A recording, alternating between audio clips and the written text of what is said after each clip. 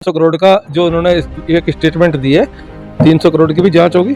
अगर जो उनका नुकसान हुआ है तो इन्होंने आज तक कितना टैक्स दिया उसका भी पता लगेगा। और ये होटल कैसे बने, किसकी जमीन कब्जा के बने, कहाँ से पैसे हुए। ठीक, मीडिया करे ना करे, मैं जरूर जल्दी ही पता लगा। हम नहीं डरते हैं, अगर नोटिस भेजना है नोटिस भेजिए, लेकिन लीगल तरीके से जो नोटिस की जो प्रक्रिया है उसको आप अपनाइए। जो कोर्ट कहता है, जो लीगल कहता है, जो नियम कहता है, जो कानून कहता है, उस तरीके से आप नोटिस भेजिएगा। विधायक का सपना दिख रहा है विधायक बनने का। मैं ये नहीं कहूँगा कि आप उसका नाम लीजिएगा, लेकिन कौन लोग है वो, भाई कौन है वो व्यक्ति जो चाहता है कि भाई इस तरह से पत्रकार को दबाया जाए और विधायक बना जाए। रुड़की के विधायक बनने को और दलाली पहले ही कर रहे, तो बाद में विधायक बनने का क्या हमें बेचेंगे वे। तो मैं उस विधायक होने वाले विधायक जो ख्वाब देख रहा है तो अपना काम कर ले। कोई मिठाई बेच रहा है, कोई वो कर रहा है, तो उसे ही बेच ले। अगर जो ज्यादा फटी में लकड़ी देगा तो दिक्कत आ जाएगी। नमस्कार दोस्तों, यूके भारत आप देख रहे हैं और लगातार जनता की समस्याएं, जनता के मुद्दे आपको दिखाते हैं। लेकिन आज हम जिस प्रकरण पर बात करने वाले हैं, एक प्रकरण चल रहा है एक पत्रकार के साथ में, जो कि रुड़की के एक डिजिटल प्लेटफॉर्म चलाते हैं। अखिलेश गुप्ता उनका नाम है। उनके साथ प्रकरण हुआ है। हालांकि उनके साथ अकेले के नहीं, उसके अलावा भी 5 लोगों के साथ और हुआ है कि टोटल 6 लोगों के खिलाफ ये मामला हुआ है, जिनको मानहानि का नोटिस भेजा गया है। मानहानि का नोटिस भेजने वाले जो है वो है राजमहल होटल के स्वामी। उनके यहाँ पर एक कसिनो का जो है एक जुआ सट्टा चल रहा था, जहाँ पर 24 पुरुष और 8 महिलाएं पुलिस ने पकड़ी थी। गंगनहर कोतवाली क्षेत्र का वो मामला है, जिसको लेकर के अब जो मानहानि के नोटिस है वो 6 संस्थानों पर पहुंचे हैं, जिनमें एक अखबार भी है और न्यूज़ पोर्टल भी है और न्यूज़ चैनल भी है। उसी को लेकर के आज जो रुड़की के एक वरिष्ठ वकील है, एडवोकेट हैं, नाम है संजीव वर्मा, आप भलीभांति जानते हैं, उनसे आपको रूबरू करवाते हैं। वो हमारे साथ इस वक्त मौजूद है। वकील साहब, आपके संज्ञान में पूरा मामला आपके संज्ञान में आया है, जो कि राजमहल होटल के जो स्वामी है उनके द्वारा कुछ पोर्टल, न्यूज़ चैनल और अखबारों को मानहानि के नोटिस भेजे गए हैं। उस पर आपका क्या कहना है, ये आपसे यूके भारत जानना चाहता है। मेरा ये कहना है कि यदि किसी पत्रकार ने कोई मुद्दा उठाया है तो आप जो भी कर रहे थे, चाहे कसिनो चल रहा था, चाहे जुआ चल रहा था, या शराब की बोतलें भी पकड़ी गई वहाँ पे, और लड़कियाँ क्या कर रही थी वहाँ पे, अब वो तो हमारी सोच है कि हम किस चीज़ को किस रूप में देखें। इतना गांधी जी कोई नहीं है कि वहाँ लड़कियाँ थी तो शराब पीने के बाद में कोई किसी चीज़ को यूज ना करे। फिर पत्रकार तो को धमकाने की क्या जरूरत है। अरे भाई, तुम पैसे वाले हो, इसका मतलब थोड़ी है माफिया गर्दी यहाँ पे करोगे। मंथली बन रही थी, तुम अपने आप को उस पर नोटिस दो। जिन्हें तुम महीना देके इस गलत काम को, व्यापार को कर रहे थे, उन्हें नोटिस दो, उन्हें फंसाओ। कि हिम्मत हो तो उन्हें कहो कि हम उसे पैसे दे रहे थे। मंथली तो देते होंगे, बिना मंथली के कोई काम नहीं चलता। मैंने शराब के ठेके वालों को भी आइडिया है कि बोतलें भिजवाते हैं, क्यों रात को 11 बजे 10 बजे के बाद ठेका खुलेगा तो कोई काम चलेगा। ऐसा नहीं है कि शासन प्रशासन को पता नहीं है।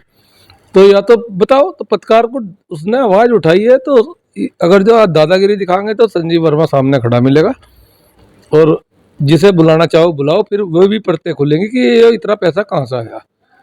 300 करोड़ का जिक्र कर रहे हैं। 300 करोड़ के देने की हिम्मत, टैक्स भी देने की हिम्मत है एक साल का। 30 करोड़ रुपया जिक्र किया है, जो कि 6 संस्थानों को नोटिस भेजा गया है। 5-5 करोड़ रुपए का नोटिस एक एक व्यक्ति को भेजा गया है। 6 संस्था के नाम उसके अंदर दर्शाए गए हैं। हो सके दिवालिया निकल गया हो तो आप लोगों से वसूल करना चाह रहा हो, लेकिन आज तक दिया है क्या आप लोगों को? अगर जो दे रहा होगा तो शासन प्रशासन को दे रहा होगा। आप लोगों को पैसे दिए हैं उसने कि मैं गलत काम कर रहा हूँ, आप मुझे मीडिया में मत दिखाना। तो अगर जो उसकी गलत बात है, जो भी है, अपना जो कर रहा है ईमानदारी से, होटल चलाना तो होटल चलाओ। अगर जो बेवजह की बात करेंगे तो मैं मीडिया वालों की, अखिलेश गुप्ता के साथ हूँ, भाई है वो।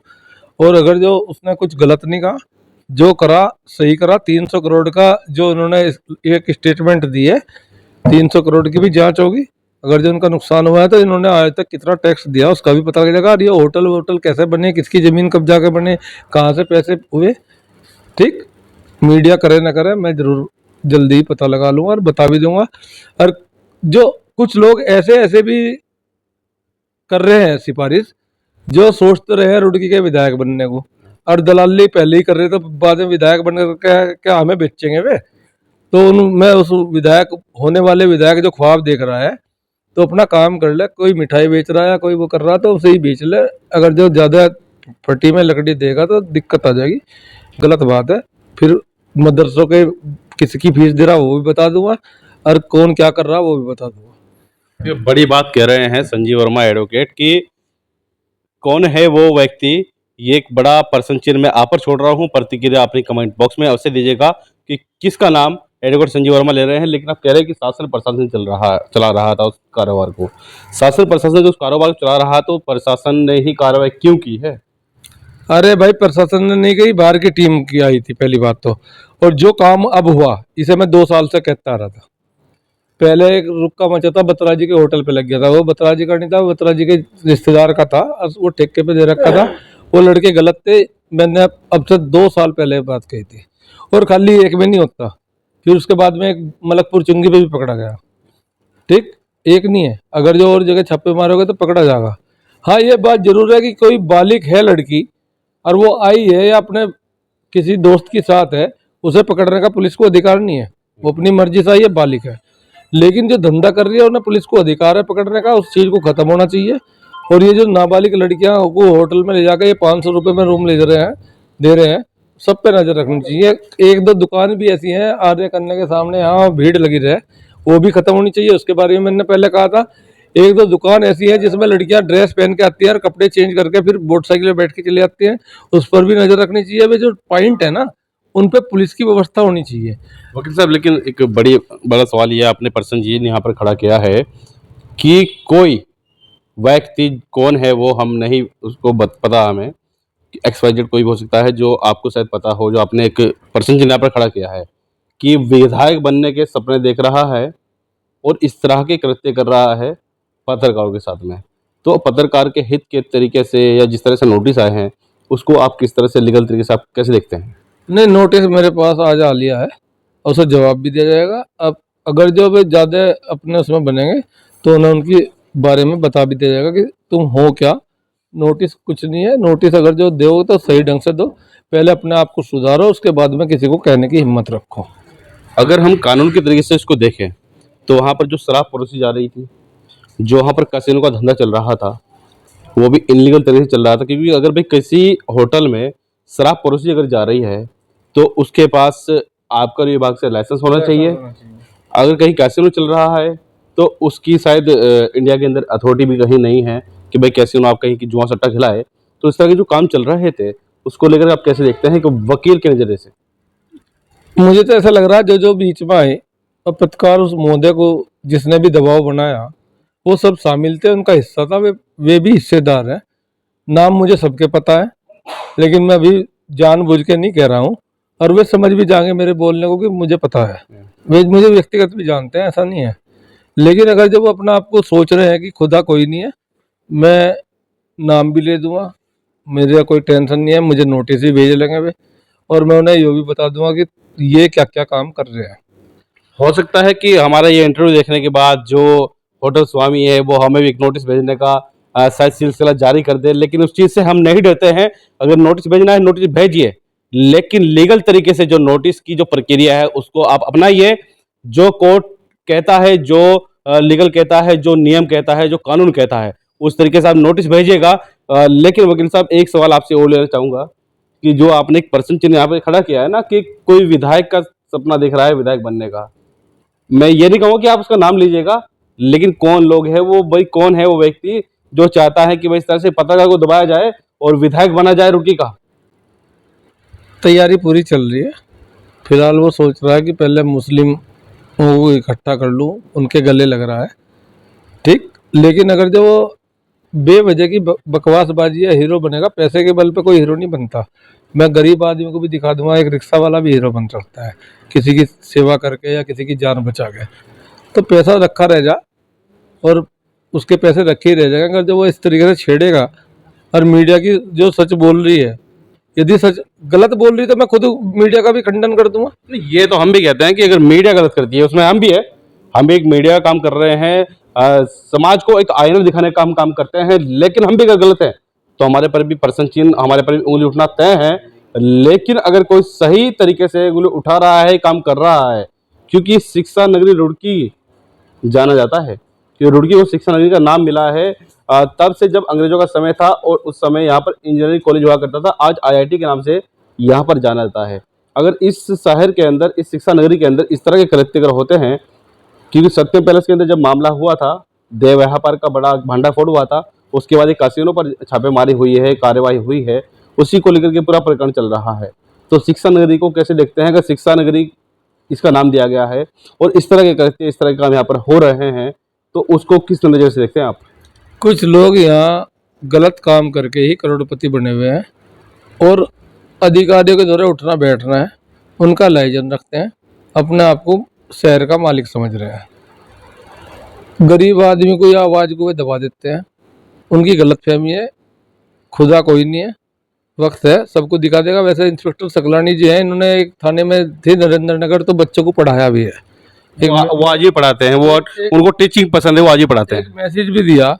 तो मैं आशा करता हूँ कि गंगनेर थाना क्षेत्र तो ये सुधार देखता हूँ, और उधर कोतवाली में शायद नए इंस्पेक्टर आए हैं, श्रीवास्तव है शायद ना, ठीक। तो उधर का वो, क्योंकि मलकपुर चुंगी पे भी पकड़ा गया है और वो भी किसी नेता का ही है, पैसे वाले का ही है। हालांकि वो मेरा दोस्त भी है, मैं झूठ नहीं बोल रहा, ठीक। लेकिन गलत है, अगर जो ऐसा हो रहा है तो वो गलत है और मैं उसका विरोध करता हूँ। दोस्ती दोस्ती की जगह है, गलत गलत है। और मैं आशा करता हूँ कि दोनों इंस्पेक्टर इस बात पर ध्यान रखेंगे कि किसी होटल में कोई लड़की कॉलेज की तो जानी नहीं चाहिए। अगर जो कोई कहीं बाहर से आई है, अपने दोस्त के साथ आई है, रुक रही है और वो बालिग है, तो फिर उसमें उसे छेड़ना नहीं चाहिए। बेइज्जती किसी की नहीं होनी चाहिए, लेकिन इज्जत सबकी बचानी चाहिए। गलत तो गलत है। लोकल लड़कियों को होटल की क्या जरूरत है? आज वो मेरी भी हो सके, आपकी भी हो सके, किसी की भी हो सके, काफ़ी लोग बैठे हैं, तो उसका मैं विरोध भी करूँगा। और कप्तान साहब शायद इस बात का ध्यान रखेंगे। और जो राजमहल होटल वाले हैं, वो अपना केस लड़ लें आजा में। और मैं खुद कह रहा हूँ, अखिलेश का मैं बड़ा भाई बोल रहा हूँ, मीडिया वालों का सभी का बड़ा भाई हूँ। अगर जो सही करेंगे तो मैं सही बात के लिए इनके लिए लड़ूंगा, अगर जो गलत करेंगे तो सबसे पहले इनसे मैं लड़ूंगा। यानी कि आप कह रहे हैं कि जो नोटिस जारी किए गए हैं, उनकी लड़ाई लड़ने के लिए एडवोकेट संजीव वर्मा हमेशा पत्रकारों के साथ है, तत्पर है। सही काम में वहाँ नहीं हूँ जहाँ पैसे वैसे ले लें, चुपचाप मुझे बताते भी नहीं, वहाँ नहीं हूँ। जो सही काम है और कोई इनका विरोध कर रहा है, कोई बदमाशी दिखा रहा है, कोई नेतागिरी दिखा रहा है, कोई अधिकारी धमका रहा है, तो मैं पत्रकारों के साथ हूँ। तो भाई देखिए, साफ सुथरा एडवोकेट संजीव वर्मा ने कहा है कि पत्रकार अगर सही काम कर रहे हैं और उस चीज़ को लेकर के अगर कोई धमकीबाजी कर रहा है, कोई नेतागिरी कर रहा है, तो उसके साथ में एडवोकेट संजीव वर्मा साथ खड़े हैं। और जिस तरीके से साफ लफ्जों में उन्होंने कहा है कि भाई जो नोटिस जारी किए गए हैं उसके लिए वो पत्रकारों के हित में है, पत्रकारों के साथ है, और जो नोटिस जारी कर रहा है और किसी व्यक्ति पर उन्होंने पर्सन चिन्ह भी खड़ा किया है कि जो आने वाले 2027 के अंदर विधायक बनने का सपना देख रहा है, जिनको उन्होंने इन्वॉल्व भी किया है इस पूरे प्रकरण के अंदर, वो भी इस खबर पर, इस इंटरव्यू पे ध्यान दे और अपनी जो छवि है उसको धूमिल होने से बचाए और छवि को साफ सुथरी लेकर शिक्षा नगरी रुड़की के क्षेत्रीय जनता के बीच जाए। उसको लेकर के आप भी जरा ध्यान दीजिएगा, और जो ये पत्रकारों के साथ कर रहे हैं वो भी ध्यान दीजिएगा कि गलत तरीके से आप किसी पत्रकार से ना उलझे। उसको लेकर के एडवोकेट संजीव वर्मा पत्रकारों के हित में, पत्रकारों के साथ है। तो आप भी इस खबर को किस तरह देखते हैं? शिक्षा नगरी रुड़की शहर के लोग किस तरह से इस खबर को देखते हैं, इस इंटरव्यू को देखते हैं? अपनी प्रतिक्रिया कमेंट बॉक्स में अवश्य दीजिएगा और खबर को लाइक शेयर जरूर कीजिएगा। धन्यवाद।